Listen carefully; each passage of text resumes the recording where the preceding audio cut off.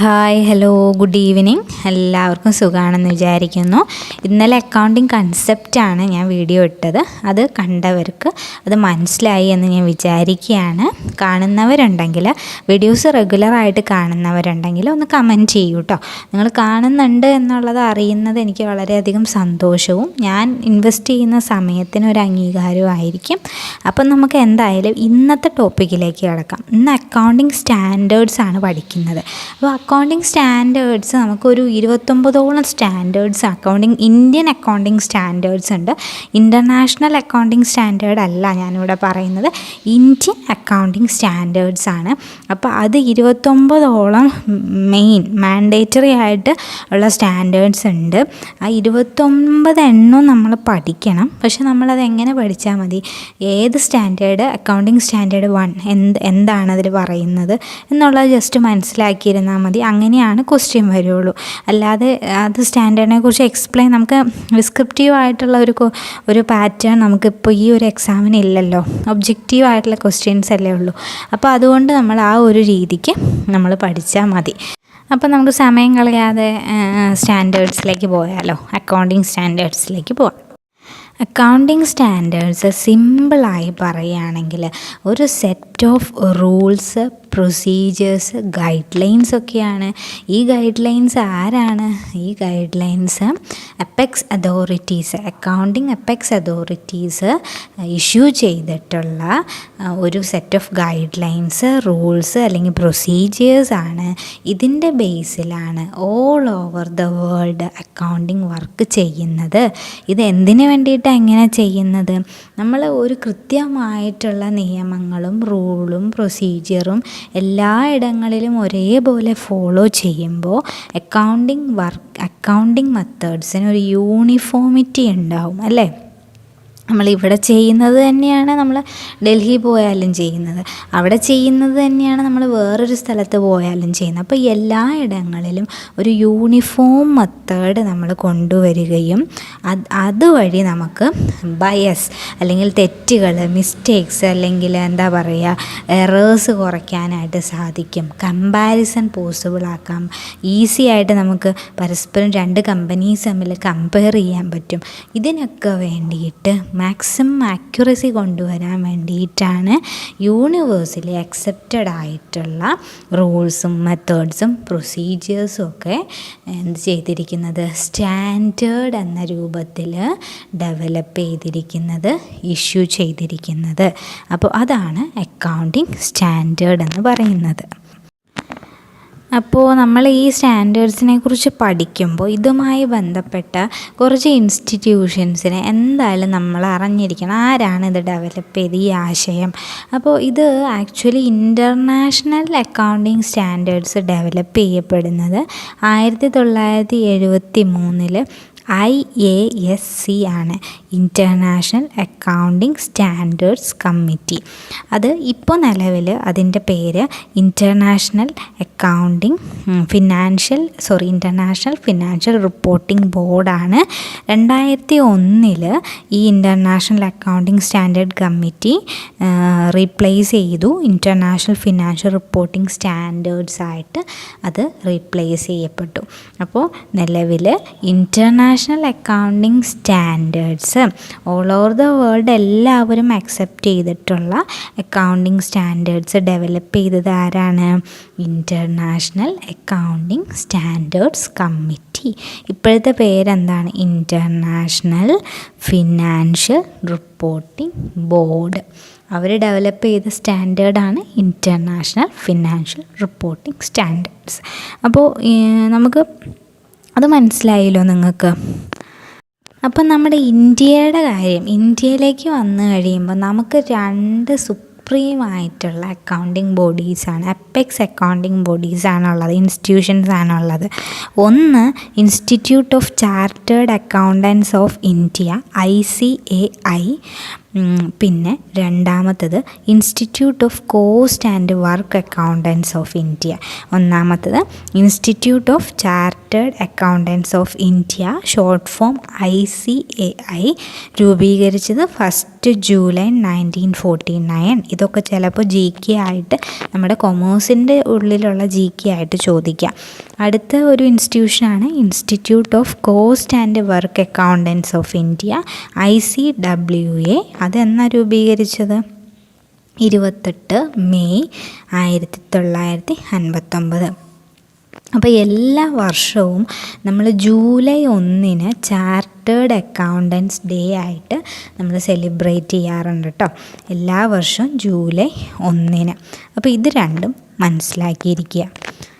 ശരിക്കും പറഞ്ഞാൽ നമ്മുടെ ഈ ICAI എന്ന് പറയുന്നുണ്ടല്ലോ, institute of chartered accountants of India എന്ന് പറഞ്ഞാൽ ഓൾഡസ്റ്റ് പ്രൊഫഷണൽ ബോഡിയാണ് ഇന്ത്യയിലെ. അതുപോലെ തന്നെ രാജ്യത്തെ തന്നെ രണ്ടാമത്തെ ബിഗ്ഗസ്റ്റ് അക്കൗണ്ടിങ് ഓർഗനൈസേഷനും കൂടിയാണ്. ആദ്യത്തെ accounting organisation American institute of certified public accountants ആണ്. അപ്പോൾ ഈ രണ്ട് ഇൻസ്റ്റിറ്റ്യൂഷൻസും ചാർട്ടേഡ് അക്കൗണ്ടൻസ് ഓഫ് ഇന്ത്യയും ICAIയും ICWAയും രണ്ട് പേരും തന്നെ മെമ്പേഴ്സാണ്. ഏത് institute of international accounting standard കമ്മിറ്റിയിലെ മെമ്പേഴ്സായിരുന്നു. എന്നിട്ട് പിന്നീട് അവർ ഒരു ബോർഡ് രൂപീകരിക്കുകയാണ്, അക്കൗണ്ടിങ് സ്റ്റാൻഡേർഡ് ബോർഡ് രൂപീകരിച്ചു 1977. ഈ ബോർഡിൻ്റെ ചുമതല എന്താണെന്ന് വെച്ച് കഴിഞ്ഞാൽ ഇന്ത്യയിൽ എവിടെയൊക്കെയാണ് അക്കൗണ്ടിങ് പ്രാക്ടീസസിൽ പലരും പല രീതിയിൽ ഏതൊക്കെ ഏരിയാസിലാണ് പലരും പല രീതിയിലൊരു അക്കൗണ്ടിങ് പോളിസി ഫോളോ ചെയ്യുന്നതെന്ന് കണ്ടുപിടിക്കുകയും അതൊക്കെ ഒന്ന് സ്റ്റാൻഡർഡൈസ് ചെയ്യുക എന്നുള്ളതായിരുന്നു ഈ അക്കൗണ്ടിങ് സ്റ്റാൻഡേർഡ് ബോർഡിൻ്റെ ഡ്യൂട്ടി എന്ന് പറയുന്നത്. അങ്ങനെ അത് വേറൊരു കാര്യമുണ്ട്, അത് ഇന്ത്യയുടെ എക്കണോമിക് സിസ്റ്റത്തിൻ്റെയും അല്ലെങ്കിൽ ലീഗൽ സിസ്റ്റത്തിൻ്റെയും ഉള്ളിലകത്ത് നിന്നുകൊണ്ട് നിയമങ്ങളുടെയും എക്കണോമിക് എൻവയോൺമെൻറ്റിൻ്റെയും അകത്ത് നിന്നുകൊണ്ട് വേണം നമ്മൾ ഈ ഒരു സ്റ്റാൻഡേർഡ്സ് രൂപീകരിക്കാനായിട്ട് എന്ന് തീരുമാനിച്ച് അങ്ങനെ അക്കൗണ്ടിങ് സ്റ്റാൻഡേർഡ് ബോർഡ് 1977 കുറേശ്ശെ പല സമയങ്ങളിലായിട്ട് accounting standards, Indian accounting standards രൂപീകരിച്ചു. ഇനീഷ്യൽ സ്റ്റേജിൽ ഏകദേശം 32ഓളം അക്കൗണ്ടിങ് സ്റ്റാൻഡേർഡ്സ് ഉണ്ടായിരുന്നു. 32. പക്ഷെ പിന്നീട് നമുക്ക് ഇതിൽ മാൻഡേറ്ററി ആയിട്ടുള്ളത് അക്കൗണ്ടിങ് സ്റ്റാൻഡേർഡ് 1 മുതൽ അക്കൗണ്ടിങ് സ്റ്റാൻഡേർഡ് 29 വരെ നിർബന്ധമായിട്ടുള്ളതാണ്, മാൻഡേറ്ററി ആയിട്ടുള്ളതാണ്. ബാക്കിയുള്ളത് പലതും എടുത്തു കളഞ്ഞു. പല അവസരങ്ങളിൽ ICAI തന്നെ അത് അത് വിഡ്രോ ചെയ്യുകയാണ് ചെയ്തത്.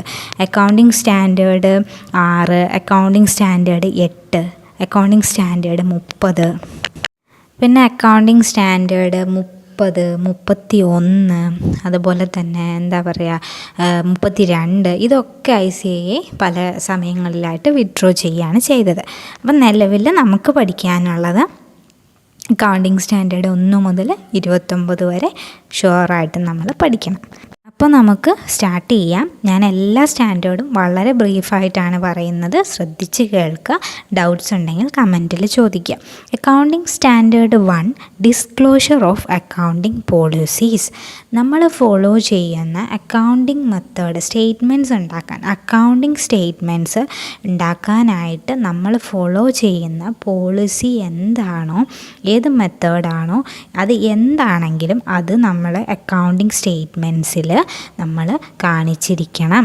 അങ്ങനെ നമ്മുടെ trading and profit and loss അക്കൗണ്ടിലോ ബാലൻസ് ഷീറ്റിലോ നമുക്ക് അങ്ങനെ അത് ഉൾപ്പെടുത്താനുള്ള ഒരു വകുപ്പില്ല എന്നുണ്ടെങ്കിൽ നമ്മളത് അറ്റ്ലീസ്റ്റ് ഫുട് നോട്ടായിട്ടെങ്കിലും താഴെ ആ സ്റ്റേറ്റ്മെൻറ്റിൻ്റെ അടിയിൽ ഫുട് നോട്ടായിട്ടെങ്കിലും അത് കാണിച്ചിരിക്കണം. അതാണ് ഇവിടെ പറയുന്നത് disclosure of accounting policies. Next വണ്ണാണ് അക്കൗണ്ടിങ് സ്റ്റാൻഡേർഡ് 2 പറയുന്നത് വാല്യുവേഷൻ ഓഫ് ഇൻവെൻറ്ററീസ്. ഇൻവെൻറ്ററീസ് എന്ന് പറഞ്ഞു കഴിഞ്ഞാൽ സ്റ്റോക്ക്, നമ്മൾ വിൽപ്പനയ്ക്കായിട്ട് വെച്ചിട്ടുള്ള സ്റ്റോക്ക് ആവാം, അല്ലെങ്കിൽ നമ്മളൊരു സാധനം ഉണ്ടാക്കാൻ വെച്ചിട്ടുള്ള റോ മെറ്റീരിയൽ ആവാം, അത് എന്തും ആയിക്കോട്ടെ, അതിനെയാണ് ഇൻവെൻറ്ററി എന്ന് പറയുന്നത്. ഈ ഇൻവെൻറ്ററിയുടെ വാല്യൂ കണക്കാക്കുന്നത് എങ്ങനെയാണ്, എന്തിൻ്റെ ബേസിലാണ് എന്നുള്ളതാണ് അക്കൗണ്ടിങ് സ്റ്റാൻഡേർഡ് 2 പറയുന്നത്. ഈ ഇൻവെൻറ്ററീസ് എപ്പോഴും ഈ ഒരു സ്റ്റാൻഡേർഡ് അനുസരിച്ച് inventories should be valued at cost price or net realisable price whichever is less. ഏതാണോ അതിൽ കുറവ്, കോസ്റ്റ് പ്രൈസ് ആണെങ്കിൽ cost price, net realisable sales value ആണോ അതിൽ ഏതാണോ കുറവ് അതായിരിക്കും അതിൻ്റെ വാല്യൂ എന്ന് പറയുന്നത്. അതിനെക്കുറിച്ചാണ് അക്കൗണ്ടിങ് സ്റ്റാൻഡേർഡ് 2 പറയുന്നത്. ഇനി അക്കൗണ്ടിങ് സ്റ്റാൻഡേർഡ് 3 പറയുന്നത് ക്യാഷ് ഫ്ലോ സ്റ്റേറ്റ്മെൻറ്റിനെ കുറിച്ചാണ്. ഇതൊക്കെ നമുക്ക് ഡീറ്റെയിൽഡ് ആയിട്ട് ഇപ്പോൾ പഠിക്കേണ്ട കാര്യമില്ല, അതുകൊണ്ട് ഞാൻ ഡീറ്റെയിൽഡ് ആയിട്ട് എക്സ്പ്ലെയിൻ ചെയ്യുന്നില്ല കേട്ടോ. അപ്പോൾ അടുത്തത് എന്താണ്, അക്കൗണ്ടിങ് സ്റ്റാൻഡേർഡ് 4 പറയുന്നത് contingencies and events occurring after balance sheet date.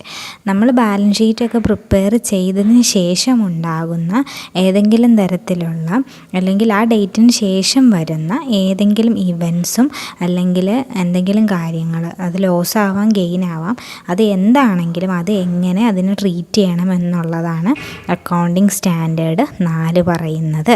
അതായത് നമ്മൾ ബാലൻസ് ഷീറ്റ് പ്രിപ്പയർ ചെയ്ത് അപ്പം തന്നെ നമുക്ക് കുറച്ച് പരിപാടിയും കൂടെ ഉണ്ട്. ബാലൻസ് ഷീറ്റ് പ്രിപ്പയർ ചെയ്ത് കഴിഞ്ഞ് അത് ഓഡിറ്റ് ചെയ്ത് അതിന് ശേഷം അതിൻ്റെ റിപ്പോർട്ട് ഇൻട്രസ്റ്റഡ് ഗ്രൂപ്പിന് കൊടുക്കണം. അപ്പോൾ ഈ ഒരു ബാലൻസ് ഷീറ്റ് ഡേറ്റ് ക്ലോസ് ചെയ്ത് ആ ഒരു പീരീഡിനുള്ളിൽ, അല്ലെങ്കിൽ ആ ഡേറ്റ് ക്ലോസ് ചെയ്യുന്ന ആ ഡേറ്റിലോ അല്ലെങ്കിൽ ആ ഒരു പീരീഡിനുള്ളിലോ എന്തെങ്കിലും ഇമ്പോർട്ടൻ്റ് ആയിട്ടുള്ള സിഗ്നിഫിക്കൻ്റ് ആയിട്ടുള്ള ഇവൻറ്റ്സ് നടന്നിട്ടുണ്ടെങ്കിൽ അത് നമ്മൾ ആ ബാലൻസ് ഷീറ്റിൽ ഉൾക്കൊള്ളിക്കണോ അല്ലെങ്കിൽ അടുത്ത ഇയറിലാണോ അത് ഉൾക്കൊള്ളിക്കേണ്ടത്, അതിനെക്കുറിച്ചാണ് ഈ ഒരു അക്കൗണ്ടിങ് സ്റ്റാൻഡേർഡ് 4 പറയുന്നത്. ഇനി അക്കൗണ്ടിങ് സ്റ്റാൻഡേർഡ് 5 പറയുന്നത് net profit or loss for the period, prior period items and changes in accounting policies. അപ്പോൾ നെറ്റ് പ്രോഫിറ്റ് അല്ലെങ്കിൽ ലോസ്, നമുക്ക് കറൻറ്റ് പീരിയഡിൽ ഉള്ള നെറ്റ് പ്രോഫിറ്റ് അല്ലെങ്കിൽ ലോസ്, അതുമായി ബന്ധപ്പെട്ട കാര്യങ്ങൾ നമ്മൾ സ്റ്റേറ്റ്മെൻറ്റിൽ കാണിക്കണം. അതുപോലെ തന്നെ പ്രയർ പീരിയഡ് ഐറ്റംസ് എന്ന് പറഞ്ഞിട്ടുണ്ട്. പ്രയർ പീരിയഡ് എന്ന് പറഞ്ഞു കഴിഞ്ഞാൽ ഇതിന് തൊട്ട് മുമ്പുള്ള വർഷങ്ങളിലെ ഐറ്റംസാണ്. ആ ഒരു ഐറ്റം അല്ലെങ്കിൽ ആ ഒരു ലോസോ അല്ലെങ്കിൽ ആ ഒരു എക്സ്പെൻസോ നമ്മൾ ഈ വർഷം കാണിക്കേണ്ടതായിട്ട് വരിക. അതിൻ്റെ കാരണം എന്താണെന്ന് വെച്ച് കഴിഞ്ഞാൽ കഴിഞ്ഞ ഏതെങ്കിലും വർഷങ്ങളിൽ നമ്മൾ ഫിനാൻഷ്യൽ സ്റ്റേറ്റ്മെൻറ്റ്സ് പ്രിപ്പയർ ചെയ്യാതിരിക്കുകയോ അല്ലെങ്കിൽ അതിലെന്തെങ്കിലും തെറ്റുകൾ സംഭവിക്കുകയോ ഒക്കെ ചെയ്തിട്ടുണ്ടെങ്കിൽ അതിൻ്റെ ഭാഗമായിട്ട് അതിൽ നിന്നുള്ള പ്രയർ പീരിയഡിൽ, ആ പീരിയഡിലുള്ള ചില നഷ്ടങ്ങൾ അല്ലെങ്കിൽ ചില എക്സ്പെൻസുകൾ നമ്മൾ ഈ വർഷം നമ്മളുടെ അക്കൗണ്ടിൽ നമ്മൾ കാണിക്കേണ്ടതായിട്ട് വരും. അതുപോലെ തന്നെ നമ്മൾ അക്കൗണ്ടിങ് പോളിസീസിലുള്ള ചേഞ്ചസും നമ്മളുടെ സ്റ്റേറ്റ്മെൻറ്റ്സിൽ കാണിക്കണം. അപ്പോൾ അതുമായി ബന്ധപ്പെട്ട കുറച്ച് കാര്യങ്ങളൊക്കെയാണ് നമ്മൾ അക്കൗണ്ടിങ് സ്റ്റാൻഡേർഡ് 5 പറയുന്നത്. അക്കൗണ്ടിങ് സ്റ്റാൻഡേർഡ് 8 ഇല്ല എന്ന് പറഞ്ഞല്ലോ. അക്കൗണ്ടിങ് സ്റ്റാൻഡേർഡ് 7 പറയുന്നത് കൺസ്ട്രക്ഷൻ കോൺട്രാക്റ്റിനെ കുറിച്ചാണ്. അതായത് ഒരു കോൺട്രാക്ടർ അയാളുടെ ഫിനാൻഷ്യൽ സ്റ്റേറ്റ്മെൻറ്റ് പ്രിപ്പയർ ചെയ്യുമ്പോൾ അതുമായി ബന്ധപ്പെട്ട് വരുന്ന കുറച്ച് കാര്യങ്ങളൊക്കെയാണ് അക്കൗണ്ടിങ് സ്റ്റാൻഡേർഡ് 7 പറയുന്നത്. Accounting for construction contract in the financial statement of A contract, അതാണ് പറയുന്നത്. ഇനി അക്കൗണ്ടിങ് സ്റ്റാൻഡേർഡ് 9 പറയുന്നത്, ഇത് നമ്മൾ ഇന്നലെ പറഞ്ഞതാണ്, അക്കൗണ്ടിങ് സ്റ്റാൻഡേർഡ് 9 റവന്യൂ റെക്കഗ്നീഷൻ. ഇവിടെ എനിക്കൊരു ചെറിയൊരു മിസ്റ്റേക്ക് പറ്റിയിട്ടുണ്ട്. അക്കൗണ്ടിങ് സ്റ്റാൻഡേർഡ് 7 തന്നെയായി പോയി, എല്ലാവരും ക്ഷമിക്കുക. അക്കൗണ്ടിങ് സ്റ്റാൻഡേർഡ് 9 കേട്ടോ, റവന്യൂ റെക്കഗ്നീഷൻ. അപ്പോൾ അക്കൗണ്ടിങ് സ്റ്റാൻഡേർഡ് 9 പറയുന്നത്, റവന്യൂ റെക്കഗ്നീഷനിൽ പറയുന്നത്, നമ്മളൊരു ഒരു സെയിൽ നടത്തിക്കഴിഞ്ഞാൽ നമ്മുടെ ഓർഡിനറി കോഴ്സ് ഓഫ് ബിസിനസ്സിൽ നമ്മൾ ഗുഡ്സ് വിൽക്കുകയോ സർവീസ് നടത്തുകയോ ഒക്കെ ചെയ്യുമ്പോൾ നമുക്ക് എങ്ങനെയാണ് ആ ഒരു റവന്യൂ റെക്കഗ്നൈസ് ചെയ്യുന്നത്, അല്ലെങ്കിൽ റവന്യൂ കിട്ടി എന്നുള്ളത് എങ്ങനെ റെക്കഗ്നൈസ് ചെയ്യും, എങ്ങനെ തിരിച്ചറിയും, അതിനെ എങ്ങനെ ട്രീറ്റ് ചെയ്യും എന്നുള്ള ഒരു കാര്യമാണ് ഈ റവന്യൂ റെക്കഗ്നിഷനിൽ പറയുന്നത്. അത് അക്കൗണ്ടിങ് സ്റ്റാൻഡേർഡ് 9 ഓർത്തിരിക്കുക. ഇനി അക്കൗണ്ടിങ് സ്റ്റാൻഡേർഡ് 10 പറയുന്നത് accounting treatment four property plant and equipment. അത് നമുക്കറിയാലോ, നമുക്ക് ഒരു പ്രോപ്പർട്ടി പ്ലാന്റ് എക്യുപ്മെൻറ്റ്, വലിയ വലിയ മിഷനറീസ്, പ്ലാന്റ് എക്യുപ്മെൻറ്റ്, അതിൻ്റെയൊക്കെ ഒരു അക്കൗണ്ടിങ് ട്രീറ്റ്മെൻറ്റ് എങ്ങനെയാണ്, അതിൻ്റെയൊക്കെ ഒരു എന്താ പറയുക ഡിപ്രീസിയേഷൻ കാൽക്കുലേറ്റ് ചെയ്യുന്നതും അതുമായി ബന്ധപ്പെട്ടിട്ടുള്ള കാര്യങ്ങളൊക്കെ, അതുമായി ബന്ധപ്പെട്ട് ഒരുപാട് കാര്യങ്ങളുണ്ട്.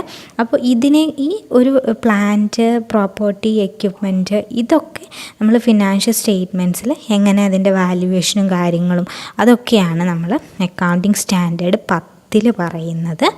അപ്പോൾ ഇത്രയാണ് ഞാൻ ഇന്ന് ഈ ഒരു വീഡിയോയിൽ ഉൾക്കൊള്ളിച്ചിട്ടുള്ളൂ. കാരണം എല്ലാം കൂടെ നമുക്ക് വരുമ്പോൾ ഒരുപാട് ഡീറ്റെയിൽഡ് ആയിട്ട് ഒരുപാട് ലെങ്തി ആയി പോകും വീഡിയോ. അപ്പോൾ ഇന്നത്തെ വീഡിയോ എല്ലാവർക്കും പ്രയോജനപ്രദമാണെന്ന് കരുതുന്നു. എന്തെങ്കിലും ഡൗട്ട്സ് ഉണ്ടെങ്കിൽ നിങ്ങൾ തീർച്ചയായിട്ടും കമൻറ്റിൽ ചോദിക്കൂ. ഞാൻ വളരെ സ്പീഡി ആയിട്ടാണ് ചിലതൊക്കെ പറഞ്ഞു പോയത്. കാരണം നമ്മൾ ഇത്ര ഡീറ്റെയിൽഡ് എക്സ്പ്ലനേഷൻ്റെ ആവശ്യം നമുക്ക് ഈ ഒരു എക്സാമിന് ഇല്ലാത്തതുകൊണ്ടാണ് അങ്ങനെ പറഞ്ഞു പോയത്. അപ്പോൾ എല്ലാവരും നന്നായിട്ട് പഠിക്കൂ. All the very best. Thank U.